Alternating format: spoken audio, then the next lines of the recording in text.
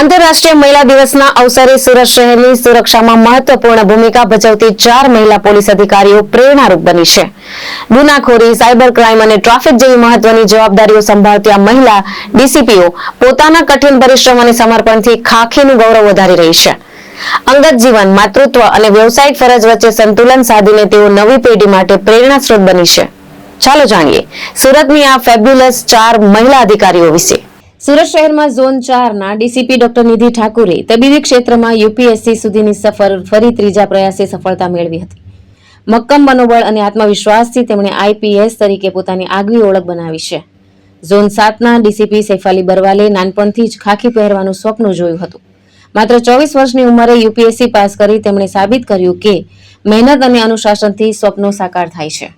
Cyber સેલના DCP બિશાખા Jain અનેક નિષ્ફળતાઓ પછી પણ હાર ના માની ચોથી પ્રયાસે યુપીએસસીમાં સફળતા મેળવી હતી, જે તેમની દ્રઢતા અને સંઘર્ષની કહાની દર્શાવે છે. શહેરના ટ્રાફિક ડીસીપી પન્ના મોમાયાએ લાંબા અનુભવ સાથે અનેક સિદ્ધિઓ મેળવી છે. વિદેશી રાષ્ટ્રપતિને ગાર્ડ ઓફ ઓનર આપનારી મહિલા ટુકડીને કમાન્ડ આપવાની ઉપલબ્ધિ પણ તેમણે હાંસિલ કરી છે. આ ચારેય મહિલા અધિકારીઓ પોતાની ફરજ નિષ્ઠાપૂર્વક નિભાવી સુરત શહેરની સુરક્ષા માટે અડીખમ સેવા આપી રહી છે અને મહિલા શક્તિનું उत्तम उदाहरण बनी है. नमस्कार, मेरा नाम बिशाखा जैन है. मैं यहाँ पे सूरत शहर में डीसीपी साइबर की तरह पोस्टेड हूँ. मैं एक आईपीएस ऑफिसर हूँ 2020 बैच से. इस अंतर्राष्ट्रीय महिला दिवस पर मैं सभी यंग लड़कियों को और औरतों को ये एक अपील करना चाहूँगी कि अगर आपके मन में आपकी कोई भी अगर ड्रीम है, कोई भी विश है, आप अपने आप को कहीं देखना चाहते हैं तो ज़रूर उस ड्रीम को चेज़ करिए. क्योंकि समय के साथ सब कुछ हो जाता है. जो आपके लाइफ में आज के दिन में आपको लग रहे होंगे कि बहुत बड़ी चैलेंजेस हैं, वो आपको पता भी नहीं चलेगा कि 5 साल बाद अगर आप पीछे मुड़कर देखोगे तो आपको लगेगा कि वो तो चैलेंजेस थे ही नहीं. तो जैसे जैसे समय बीतेगा आपको रियलाइज़ हो जाएगा कि आप जो करना चाहते हैं आप वो कर लेंगे. बस वो एक स्टेप लेने की ज़रूरत है. वो फर्स्ट स्टेप ज़रूर लें और हर दिन को एक नई शुरुआत की तरह देखें. और जो पिछले प्रॉब्लम्स हैं उस पर ड्वेल मत करिए और ये सोचिए कि अगर मेरे सामने ये चुनौती है तो मुझे इसका सामना करना है तो कैसे करना है. और इस तरह से आप अपने ड्रीम्स की तरफ आगे बढ़िए और ज़रूर आप कुछ कर दिखाएंगे अपनी ज़िंदगी में. धन्यवाद. नमस्कार सभी को, मेरा नाम निधि ठाकुर है. मैं सूरत शहर के ज़ोन 4 के डीसीपी तरीके कार्यरत हूँ.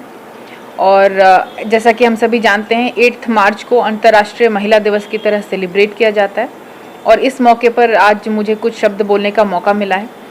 मैं आपके साथ अपनी जर्नी, अभी तक का मेरा जो सफ़र रहा है और जो मेरा एक्सपीरियंस रहा है और इसके बेसिस पर मैं किसी को अगर कोई मैसेज देना चाहूँ तो ये सब चीज़ें शेयर करना चाहती हूँ.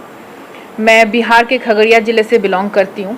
मेरे फादर बिहार एडमिनिस्ट्रेटिव सर्विस के ऑफिसर हैं और मेरी मदर होम मेकर है. एजुकेशन बैकग्राउंड मैंने स्कूलिंग के बाद दरभंगा मेडिकल कॉलेज से MBBS किया, फिर Patna medical college and hospital से MD इन जनरल मेडिसिन किया और जनरल मेडिसिन में MD करते हुए ही सेकेंड ईयर से मैंने प्रिपरेशन स्टार्ट की यूपीएससी की.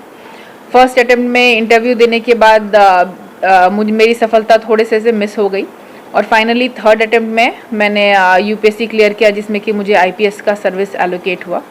और जब तक सर्विस मिला तब तक मैं मेडिसिन के फील्ड से जुड़ी हुई थी.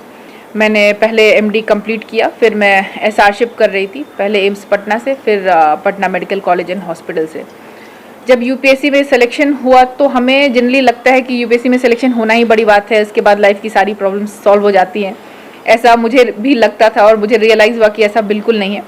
ये जस्ट एक बहुत ही नए और डिफ़िकल्ट जर्नी की शुरुआत होती है.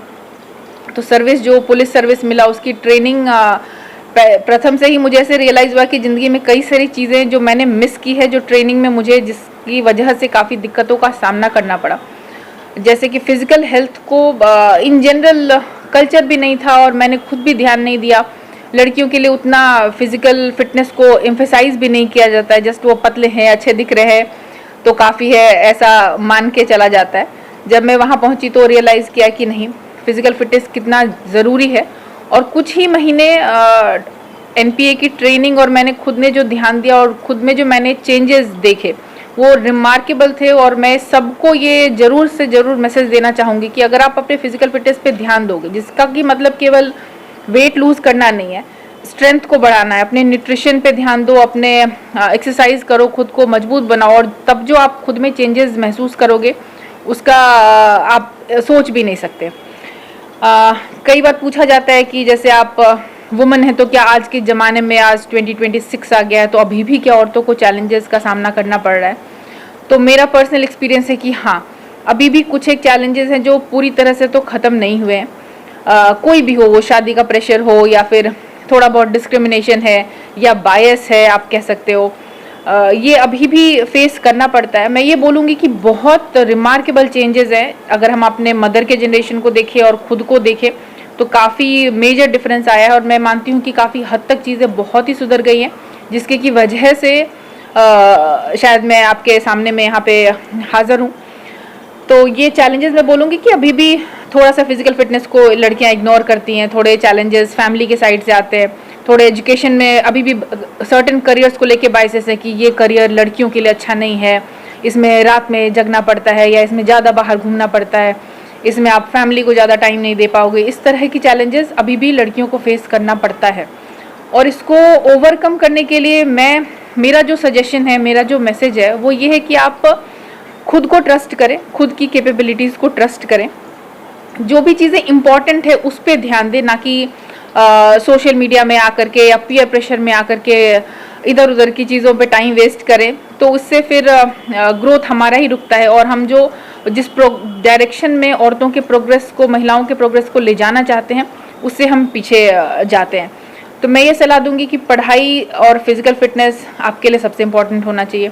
अपने आप को ट्रस्ट करें, अपनी फैमिली को ट्रस्ट करें, क्योंकि कुछ भी है तो आपकी family at the end of the day आपका भला सोच रही है, आपका कभी वो हार्म करने की कोशिश नहीं करेगी।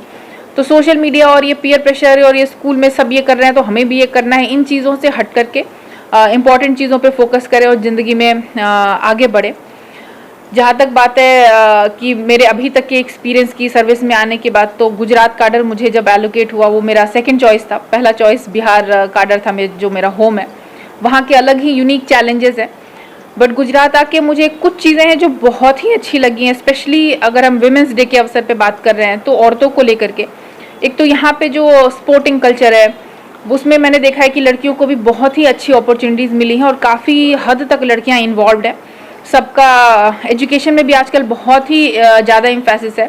सबसे इम्प्रेसिव मुझे लगा जब मैंने ये स्कूल की बिल्डिंग्स देखी।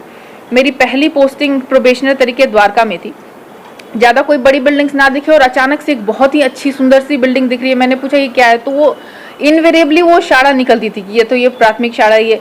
तो यहाँ के जो स्कूल्स की बिल्डिंग है, जो इंफ्रास्ट्रक्चर है, हर स्कूल में आपको अच्छे क्लासरूम्स, अच्छे फैसिलिटीज़, स्पोर्ट्स के अच्छे फैसिलिटीज़ सब यहाँ मिलते हैं। तो दैट इज़ वन थिंग जो मैंने नोटिस किया कि बहुत ही रिमार्केबली अच्छा है गुजरात में। और मैं चाहती हूँ कि सारी जो हमारी लड़कियाँ हैं, महिलाएं हैं, वो उसका इस्तेमाल करें और सब हम जीवन में आगे बढ़े और जो हमारा एम है इक्वालिटी पाने का वो उसको पा सकें।